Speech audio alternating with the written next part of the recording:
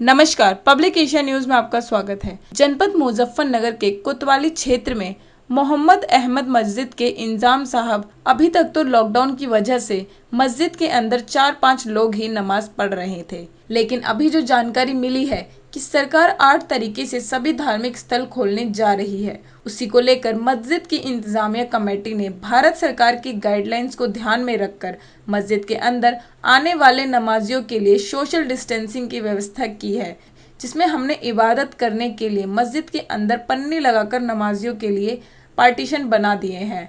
साथ ही साथ मुंह धोने के लिए सैनिटाइजर और साबुन की व्यवस्था की है। रोजाना मस्जिद की साफ सफाई की जाती है। साथ ही मस्जिद की कमेटी ने ऐलान किया है कि सभी नमाजी मस्जिद में मास्क लगाकर आएं और किसी भी व्यक्ति से न गले मिले न ही हाथ मिलाएं।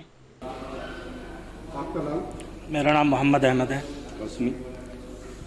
मोहम्मद साहब, ये बताइए, जिस तरह सोशल डिस्टेंसिंग की गई है, अब अनलॉक हो गया है पूरा यूपी, तो आपने किस तरह की तैयारी की है नमाजियों के लिए?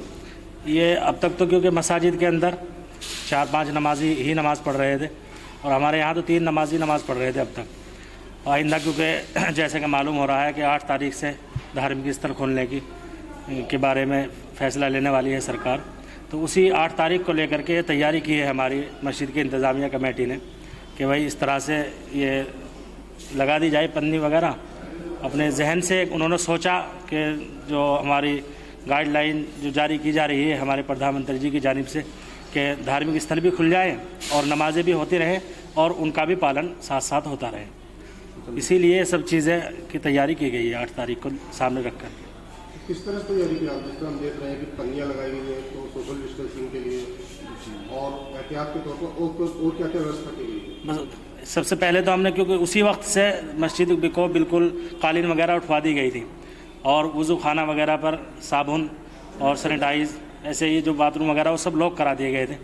अब तो नमाजी नहीं आ रहे हैं बिल्कुल भी, लेकिन अब भी आइंदा 8 तारीख से भी यही हमारी जो मस्जिद की कमेटी है उन्होंने ये फैसला लिया है कि गुस्लखाने बाथरूम वगैरह सब बंद होंगे और जो नमाजी नमाज़ पढ़ने आएंगे जब वो मास्क लगा कर आएँ और ऐसे ही एहतियात ये की जाएगी कि वज़ू घर से करके आएँ, लेकिन फिर भी अगर कोई नमाजी यहाँ वज़ू करता है तो साबुन और ऐसे ही सैनिटाइज ये सब चीज़ों का इंतज़ाम हमने कर दिया है।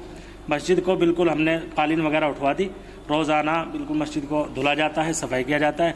आइंदा और ज़्यादा इसमें एहतियात करने की कोशिश की जाएगी। 5 निसार खान।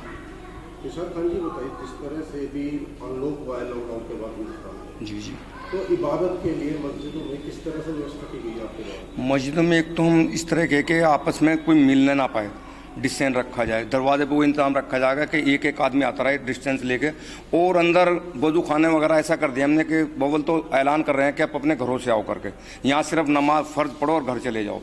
फिर भी अगर कोई आता है उसके लिए सैनिटाइज और साबुन वगैरह का इंतजाम किया जा रहा, रखा गया है सारा, और बाकायदा डिस्टेंस के हिसाब से नमाज ये पन्नी लगाई है तो डिस्टेंस रखने के लिए लगाई गई कि डिस्टेंस से खड़े हों और अपने नमाज अदा करें और घर चले जाएँ। तो आप मस्जिद के द्वारा आपके द्वारा कोई संदेश भी दिया जा रहा है? संदेश सभी को हमें वैसे भी दिया जा रहा है, और जैसे ही ऑर्डर आएगा, जैसे आप सुन रहे हैं कि हमारी गवर्नमेंट की तरफ से 8 तारीख को शायद धार्मिक स्थल खोले जाएं, अभी क्लियर नहीं है कि अगर जैसे ऑर्डर आया तो उसी हिसाब से हम संदेश को बाहर बोर्ड वगैरह भी लगा देंगे, आने वाले इसी तरह से आएँ और इसे यहाँ डिस्टेंस बना के रखें, मास्क लगा के आएँ और आपस में हाथ ना मिलाएं और गले ना मिलाएं, अपने नमाज पढ़ें और घर जाएँ। ताजा और रोचक खबरों के लिए यूं ही जुड़े रहें हमारे साथ, और हाँ, हमें सब्सक्राइब करना ना भूलें। नीचे दिए बेल आइकन को जरूर प्रेस करें।